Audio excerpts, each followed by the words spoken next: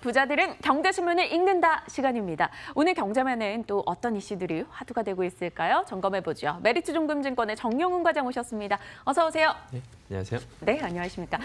저희가 첫 번째로 짚어볼 이슈로는 MWC 한창 요즘 진행이 되고 있는 거니까 이 얘기 좀 나눠보고자 합니다.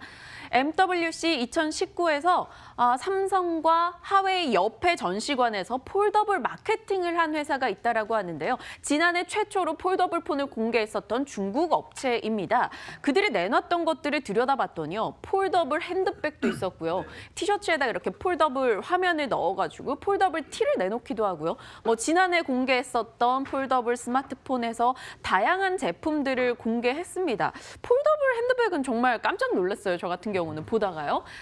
스페인 바르셀로나에서 지금 이 폴더블백이 등장하면서 중국 로열 이 업체에서는 그냥 지금 당장 판매되는 건 아니고 우리의 기술력이 이 정도다라는 걸 보여주기 위함이다라고 마케팅을 내놓기도 했습니다. 이걸 왜 첫 번째로 이슈를 꼽아봤냐면요. 사실 이게 지금 당장 상용화된다고 생각은 하지 않는데요. 네. 이런 식으로 우리 일상생활에 막 접목이 돼간다고 봤을 때는 앞으로 이 폴더블 산업에 대해서는 충분히 더 기대치를 높여봐도 되지 않을까 이런 생각이 들어서 관련 종목 혹시 보고 계신 게 있으신가 궁금해요.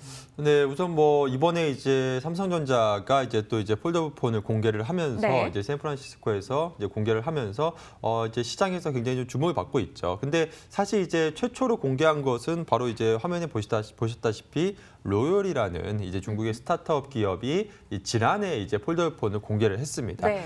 근데 사실 이제 이번에 핸드백도 이제 공개를 했고 전반적으로 이 폴더블 폰이 향후에 이제 미래에 이제 상용화될 수 있는 부분 그러한 부분에 대해서 어떻게 보면 시도를 이제 좀 참신한 시도를 했는데요. 네. 그렇지만 사실 이제 상용화 단계로 가기에는 굉장히 지금 갈 길이 멀다라 볼 수가 있겠습니다.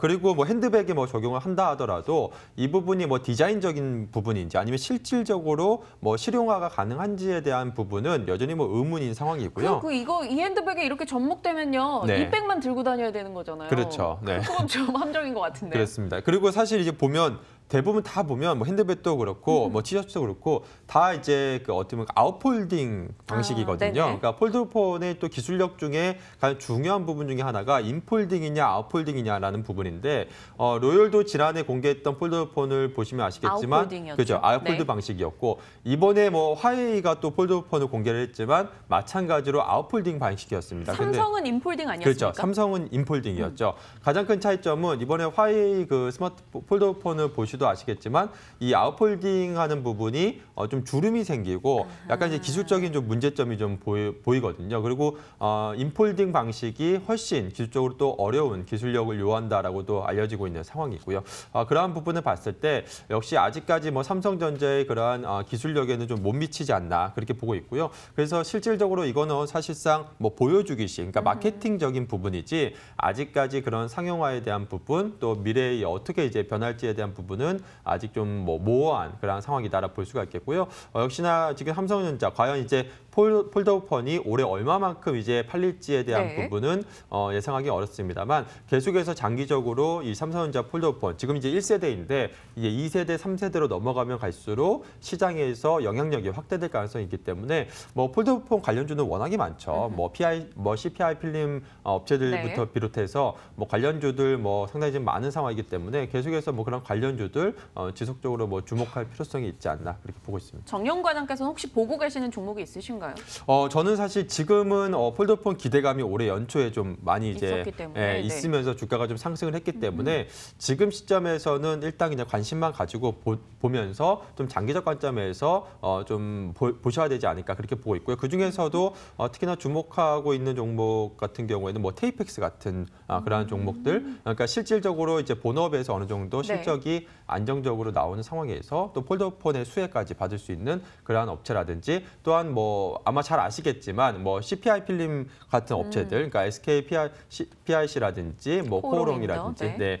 관련주들 장기적 관점에서 계속해서 좀 관심 가져봐야 되지 않을까 싶습니다. 알겠습니다. 아직까지는 뭐 따라올 테면 따라와봐. 우리는 여전히 압도적인 기술력을 갖고 있다. 이런 느낌을 확인한 것 같아요. 다음 이슈는요. 오늘 좀 분위기가 좋지 않습니다.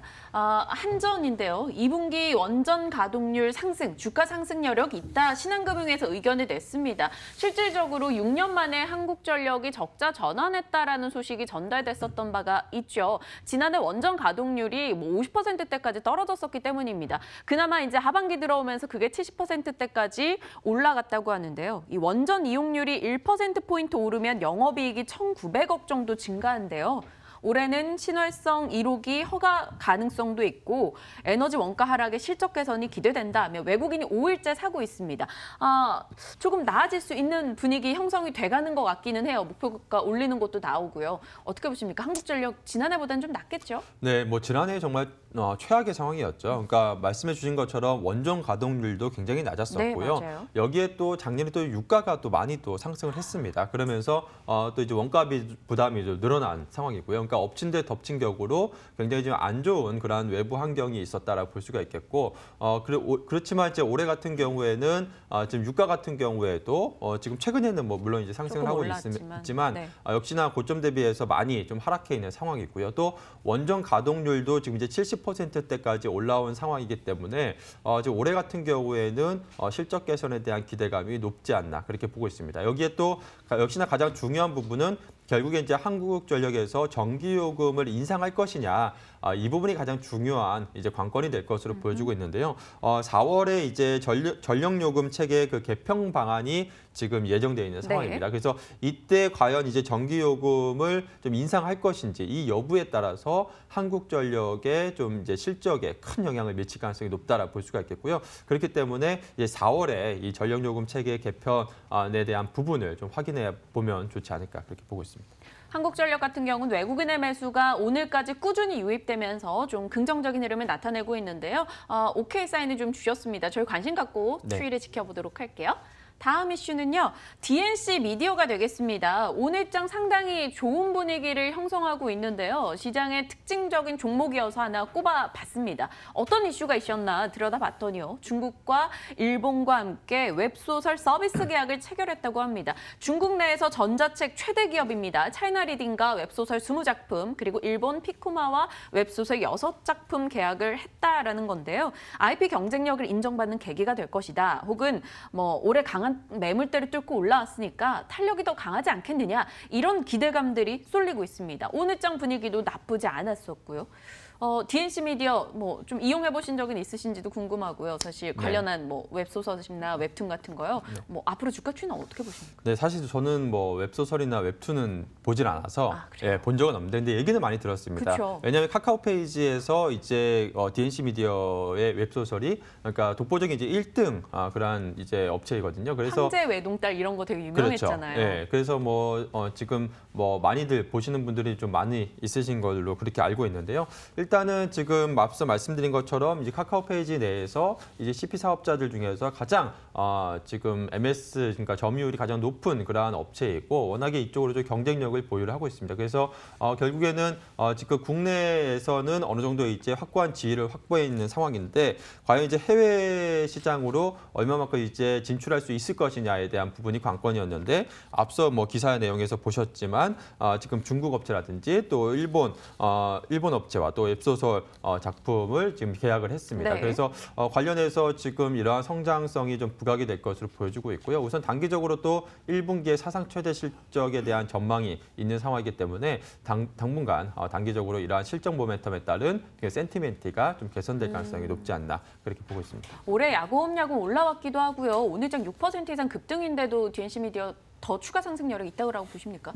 일단 지금 1분기가 이제 다음 달까지죠. 그러니까 3월까지이기 때문에 네. 사실상 또 1분기 실적 발표가 거의 한 5월 정도 예정돼 있는 상황이기 때문에 그렇다고 봤을 때 한 상반기까지는 이러한 모멘텀이 계속해서 좀 이어질 가능성이 높지 않나 그렇게 보고 있고요. 물론 이제 단기적으로 주가가 많이 상승했기 때문에 어느 정도 차익 실현 부담에 따른 좀 주가 변동성이 나올 수는 있겠지만 그렇더라도 장기적 좀 상반기 내내 어느 정도 추세적인 우상향은 계속해서 이어질 가능성이 있지 않나. 그래서 일단은 모멘텀이 워낙에 좋은 상황이라서 긍정적인 시각으로 보면 되지 않을까 싶습니다. 알겠습니다. DNC 미디어 관심 갖고 계신 분들이라면 조금 더 지켜보셔도 좋으실 것 같아요.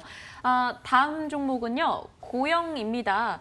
이름은 고인데 고하지 못하고 있어요. 고영. 1분기 실적 부진 전망에 약세를 기록하고 있습니다. IT의 전통적인 비수기 시즌이기도 한데 고영이 주요 다루는 장비 같은 경우는 주요 고객사가 중국이라고 해요. 그런데 중국 스마트폰 수요가 부진하기 때문에 고영 역시나 좀 좋지 않을 것이다. 1분기 실적 안 좋을 거야. 이런 전망이 나왔고요. 목표 주가를 NH투자증권에서 23%나 하향 조정해서 오늘 특징주를 조금 꼽아봤거든요. 고영, 한때는 뭐 IT 쪽에서는 알아주는 좀 알짜 종목 이렇게 여겨졌는데 네. 요즘에는 영 들리는 소식이 좋지 못한가 봐요. 사실 근데 고영 같은 경우에는 거의 뭐 지금 그러니까 스마트 부품 업체 핸드셋 중에서는 가장 어떻게 보면 시장에서 굉장히 이제 안정적인 매출 성장과 네. 이익 성장을 기록하고 있는 기업이죠. 그래서 지금 주가 밸류에이션도 PR 한 40배, 50배 정도 항상 적용을 받고 있거든요. 그만큼 장기적인 성장성과 또 실적 안정성을 이제 인정을 받고 있는 그러한 기업이다라고 볼 수가 있겠습니다. 그래서 최근에 뭐 주가가 하락하고는 있습니다만 이 부분은 워낙에 높은 고밸류에이션을 받고 있다 보니까 자연스러운 그런 조정이 나올 수 있다라고 볼 수가 있겠고 그러한 좀 최근에 이유가 된 게 이제 1분기 실적에 대한 우려감, 즉 최근에 이제 중국의 스마트폰 시장이 둔화가 되면서 중국 이제 수요 부진에 따른 1분기 실적 부진에 대한 우려감으로 주가가 지금 하락하고 있는 상황인데요. 그렇지만 이 부분은 어떻게 보면 좀 단기적인 이슈라고 좀 볼 수가 있겠습니다. 네. 중국 스마트폰 시장이 정체라고 하더라도 결국에는 장기적으로 계속해서 우상향 성장할 수밖에 없는 상황이고요. 또 이제 중국의 그러한 업체들이 또 스마트 팩토리를 계속해서 뭐 또 도입하게 되면 결국엔 고영의 장비를 계속해서 많이 쓸 수밖에 없는 상황이기 때문에 뭐 장기적 관점에서는 오히려 주가 조정 시 좋은 또 투자의 기회가 되지 않을까 싶습니다. 그리고 사실 이 회사 같은 경우에는 워낙에 좋은 회사라는 걸 많이 시장에서 알려졌기 때문에 그만큼 높은 밸류에이션을 지금 받고 있는 상황이고요. 그렇기 때문에 주가가 만약 하락하게 되면 그만큼 저가 매수에 나설 만한 대기 매수세가 굉장히 좀 많은 그러한 기업이기 때문에 오히려 좀 조정 시에는 그동안에 관심 있었던 분들께서는 계속해서 오히려 주가 조정 시에 좀 더욱더 관심을 가지시면 좋지 않을까 싶습니다. 오늘 크게 빠지는데 오히려 관심을 가져도 좋을 것 같다라는 의견 주셨는데요. 지금 하나 체크할게요. 과장님, 저희 폴더블폰도 한국전력도 DNC 미디어도 고영도 다 긍정적인 사인을 주셨어요. 네. 이 중에서 그럼 제일 좋은 거 하나 꼽아볼까요? 이 중에서는 사실 근데 단기적인 좀 모멘텀으로 봤을 때는 뭐 DNC 미디어라든지 뭐 이러한 종목이겠지만 사실 지금 시점에서 사실 밸류에이션과 또 장기적 관점에서 봤을 때는 한국전력을 가장 탑픽으로 좀 보시면 되지 않을까 싶습니다. 왜냐하면 앞서도 말씀드린 것처럼 지난해 굉장히 안 좋았던 그러한 부분들이 올해는 다 긍정적인 그러니까 이슈로 좀 바뀌고 있는 상황이거든요. 기저도 있을 거고. 네, 그렇기 때문에 한국전력 같은 경우에는 오히려 올해 생각보다 굉장히 좀 좋을 수 있다. 그리고 만일에 이제 4월에 이 부분이 좀 불확실하긴 합니다만 전력요금 개편에서 어느 정도 요금제가 좀 변동이 된다라고 한다면 또 한국전력의 실적에 더욱더 또 개선에 좀 박차를 가할 수도 있는 부분이기 때문에 지금 시점에서 한국전력 가장 좀 주목을 해보면 좋지 않을까 싶습니다. 알겠습니다. 한국전력 저희 관심 갖고 정영훈 과장님과 함께 계속 체크를 해 나가도록 하겠습니다. 오늘도 여러 가지 신문 내용들 정영훈 과장님과 함께 다뤄봤습니다. 부자들은 경제신문을 읽는다였습니다.